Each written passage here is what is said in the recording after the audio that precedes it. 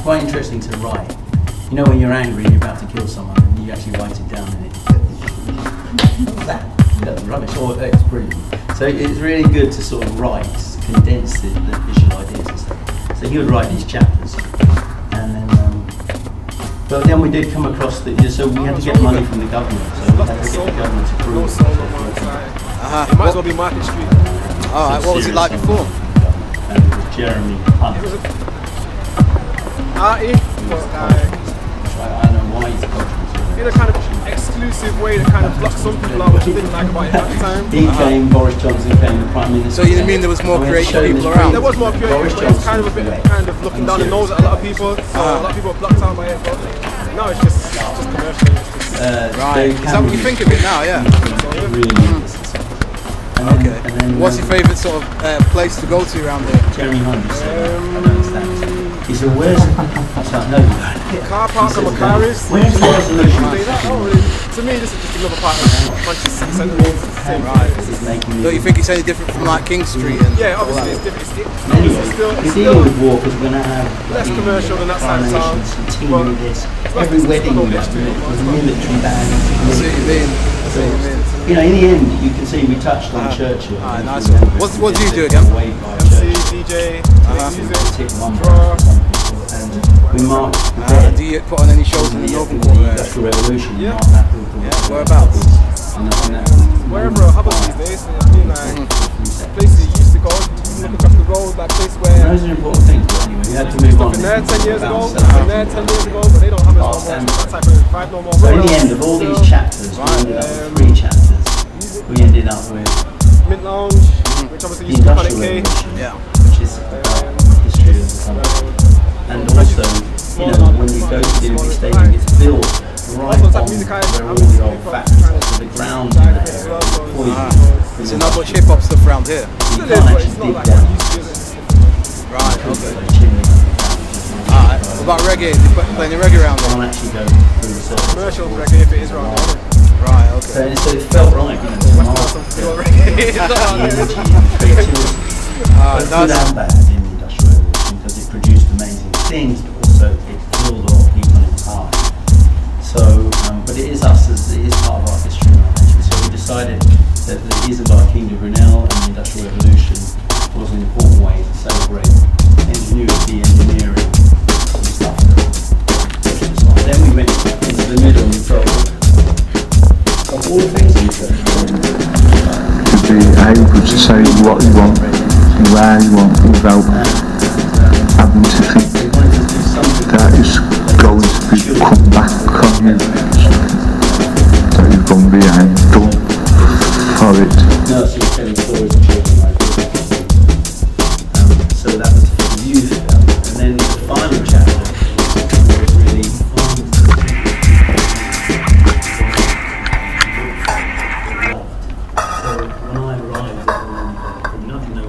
what I was going to be, or there was so many avenues that I was I'd always written. There was in my local church, there was a drama school, so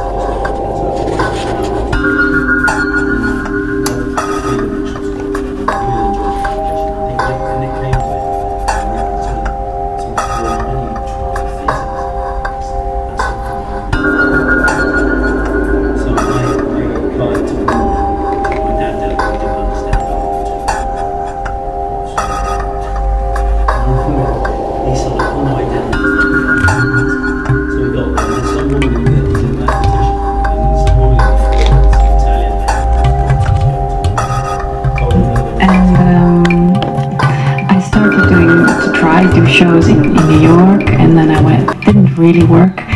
Then I went to Paris and I did Balenciaga and Givenchy, and then it somehow all started. How you decided to stop your career and then to restart again? Well, before I was modeling most of the time in Holland and Belgium and a little bit in Germany, and I mean, it was a very different kind of modeling I did back then. I had a great time, but I was mainly doing a lot of, you know, catalogs and things like that, and at one point it was just enough. And And what I'm doing now is very different. I mean, I work on another level, which is very exciting. And what happens when you're about to jump on a catwalk? Like, are you emotional? Are you strong? What is your thought? I'm very nervous, often, and I don't know. It depends. Sometimes the music can give you a certain sensation. Sometimes just what the designer says to you just before you get out, or I don't know. It can be very different. Have you ever been scared, like, oh my god, I will never be able to finish this catwalk? I'm pretty sure. And when you see yourself in a magazine, what is your thought? I try and look at the picture. I try not to look at myself, but I try to see what this picture does to me, and if I like that picture, or if it's an interesting picture, I try to look at that and see if that person who used to be me if that's the right character for that story. And if I try not to judge myself, but to look at the whole thing. Modeling and acting, do you think it's the same thing? I don't think so. No. I think acting is probably a more difficult job. I think. And as well, models don't use their voice, which you notice now that I'm maybe not so used to using my voice. So it's very different. But anyway, in a picture, you have to be someone else. You have to be the person that the designer or the photographer asks you to be. So in a way, you are like similar to an actress. I think for a model, you stay much closer to yourself. You don't have to go very, very deep to find that character. It can be also in an instant in a picture. And if you would play a role like for an hour, a movie that lasts for an hour, you would have to maintain that character for a really long time. So I think that's very different. Yeah, I would love to learn, but no. And if you have to give an advice to a young girl who wants to start this career, what would you say? First of all, I think it's very important to to feel like happy and fulfilled what you do. So you have to eat. You have to take care of your body, because it's like with traveling, it can be quite intense and take a toll on your health. So you have to take care of that very carefully, and you have to listen to yourself always. If you think that, because maybe other people will tell you what to do, but you always have to ask yourself, is this what I really want? And if you don't want that, then you shouldn't do it. And if you do want it, you should, but you should always follow your heart. Thank you very much, and we'll see you in a few moments on the catwalk. Yes.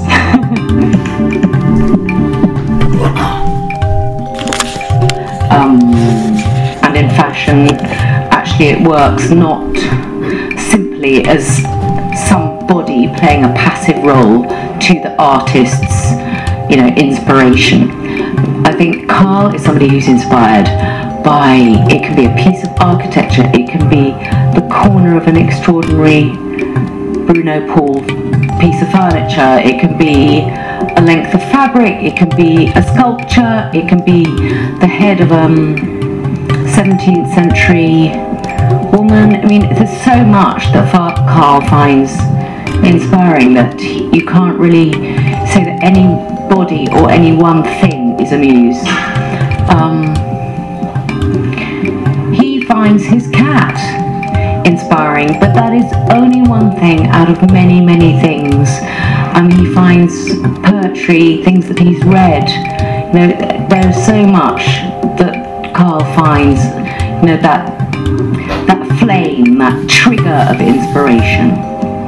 So how would you describe this relationship then?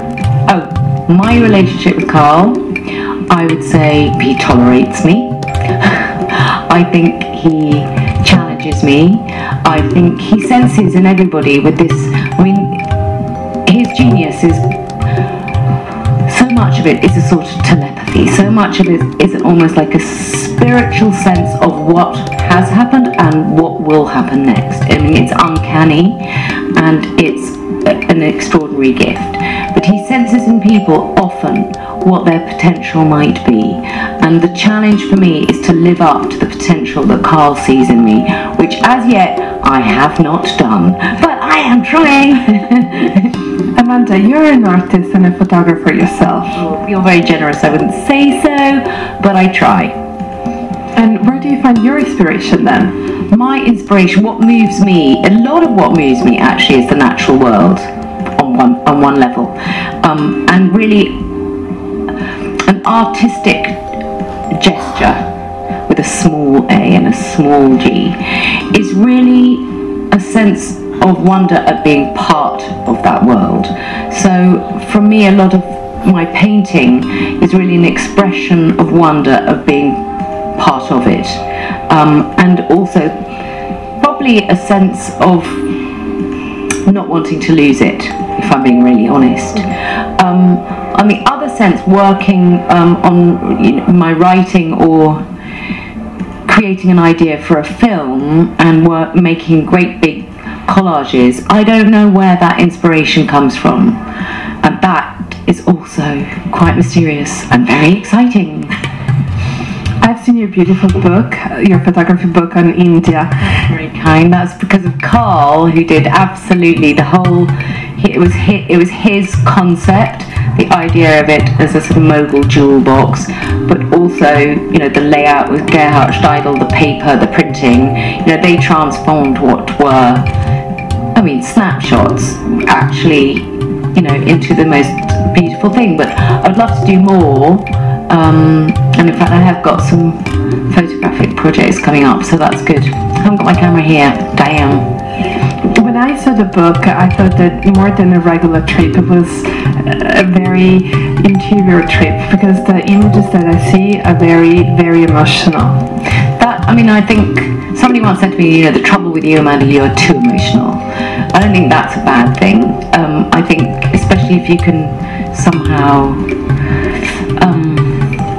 freight those emotions towards being able to explain something. Not that you can explain India, but I was very affected there. I was very affected, but it was actually, which I wrote at the back, you can't possibly take one image which sums up this country, and you can't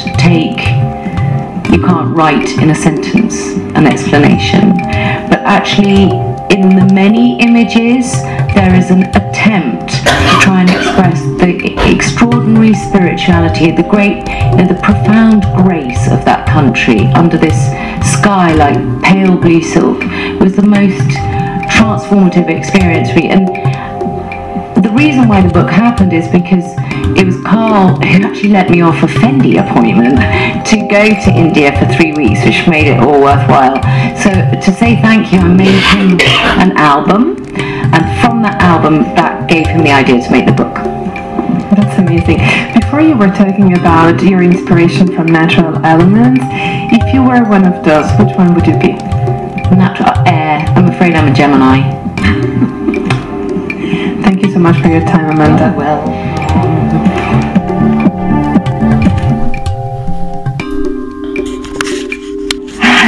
Every collection is a different obsession. So I had some inspirations from art, some art waves, from women, from my daughter, from just never closing my eyes. What happened when you're at home with your mom? Like, how do you share your thoughts and creative experiences? Well, I always have my mitra. We have kind of the same taste, so this is a good thing, but I don't know, it's like, she's like the person I'm more afraid of, her judgment really is, I'm so afraid of that. So this is why she's the first one who actually sees my collection. Every time I install like a little presentation for her in my office, like a little preview, because it's really difficult to shock her because she's seeing so much and she sees so much. So when I shock her, it means I got it. And in terms of fashion, like, which are the pieces that cannot miss in your wardrobe? Well, now I'm more in a uniform kind of spirit. So I'm back to school, back to my non-school. So I would say now, like, just 3 colors, like this, the blue, the black, and the white, all together. But your jewelry are very colorful though. I know, this is why I express myself. I color myself with my jewelry, not with my dress. And which is like the next step that you want to take now? Maybe start to do black and white jewelry and start to put color on my clothes. I don't know. Like, I have so many dreams. I have so many things I want to do. I'm still so young that I just have no rush. And do you think your daughter will take like all the creative part of your family? She loves jewelry, but I think she's more of an actress. So I told her, you have to become an actress who loves jewelry. That's like the best. So you will become like my testimonial. And fashion as well, otherwise I think grandmother would not be very happy. No, she'll be happy. She's great as an actress, I can already see it. Thank you so much. I think you have to go and someone is looking for you. Thank you. Bye.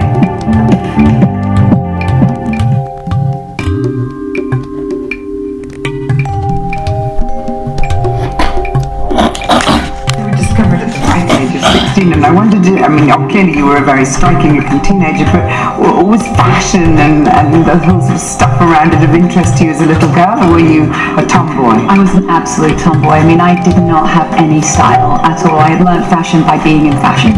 Being the one who looks different at school is quite a hard thing, was it? Yeah, definitely. I mean, I'm so happy ultimately about what's sort of happened in my life, because where I grew up was the era of Baywatch and Pamela Anderson, you know, so it's like you've got to be the striking, buxom, peroxide blonde, and I was absolutely none of that. I mean, I was very skinny, some ratty, mousy hair, very pale. Fashion sort of found me in a way. It was honestly the luckiest moment of my life. And you must have been aware of Marks and Spencer's from an early age. I mean, what does it represent?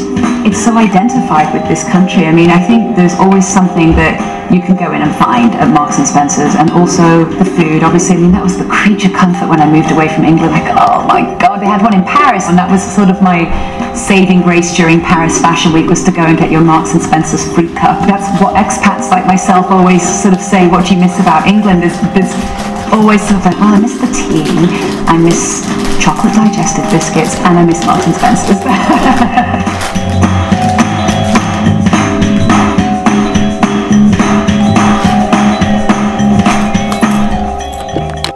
Of being racist?